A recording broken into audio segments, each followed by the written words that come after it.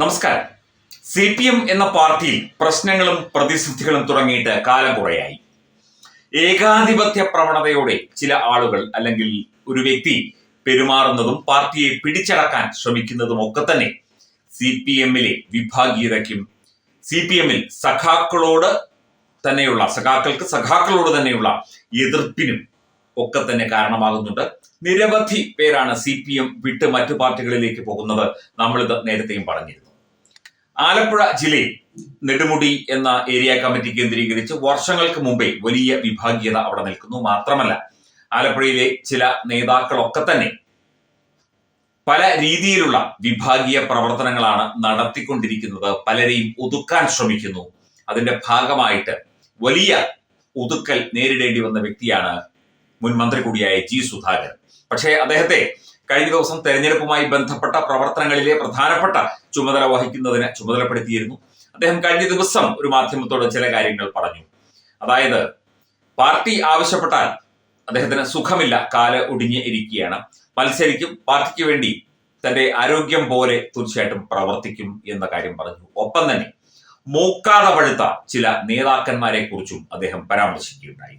ആരാണ് ഈ മൂക്കാതെ പഴുത്ത നേതാവ് എന്നല്ലേ?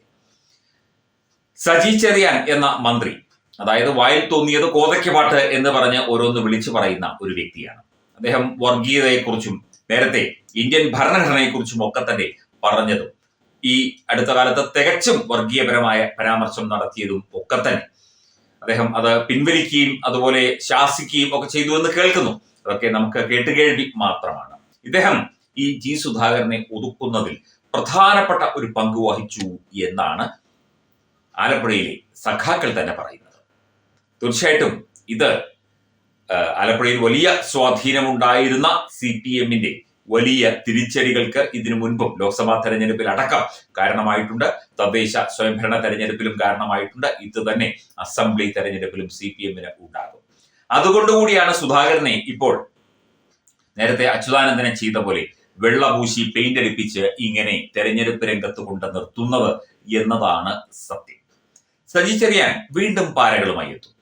സജി ചെറിയാൻ എങ്ങനെ സുധാകരനെ ഒതുക്കണം എന്ന് ആലോചിച്ച് നടക്കുന്ന, ആലപ്പുഴയിൽ പാർട്ടിയിൽ തന്റെ അപ്രമാദിത്വം മാത്രമേ നടക്കാവൂ, താൻ പറയുന്നത് മാത്രമേ നടക്കാവൂ എന്ന് ചിന്തിച്ചിരിക്കുന്ന ഒരു വ്യക്തിയാണെന്നാണ് ചില സഖാക്കൾ തന്നെ പറയുന്നത്. വലിയ തോതിലുള്ള തിരിച്ചടി ഈ നിയമസഭാ തെരഞ്ഞെടുപ്പിൽ ആലപ്പുഴ ജില്ലയിലും കണ്ണൂരും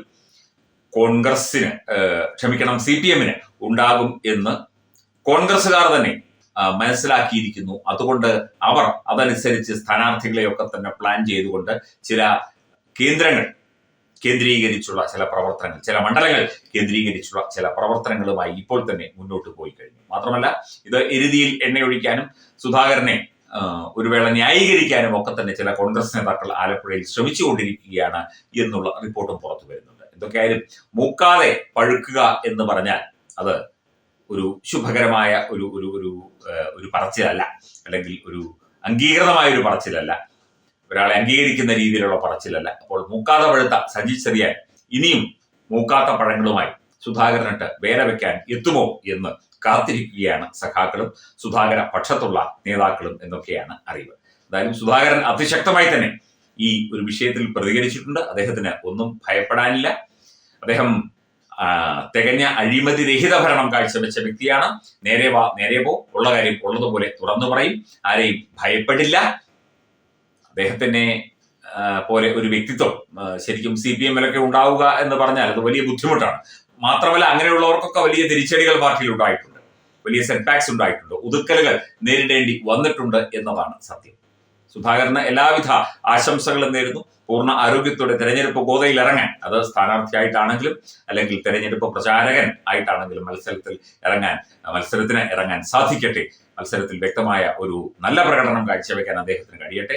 മൂക്കാതെ പഴുത്തവരൊക്കെ അദ്ദേഹത്തെ എത്ര വീഴ്ത്താൻ നോക്കിയാലും അതൊന്നും നടക്കില്ല എന്നുള്ളതാണ് CPM ആലപ്പുഴയിൽ നിന്നുള്ള റിപ്പോർട്ടുകൾ നമുക്ക് പറഞ്ഞു തരുന്നത്.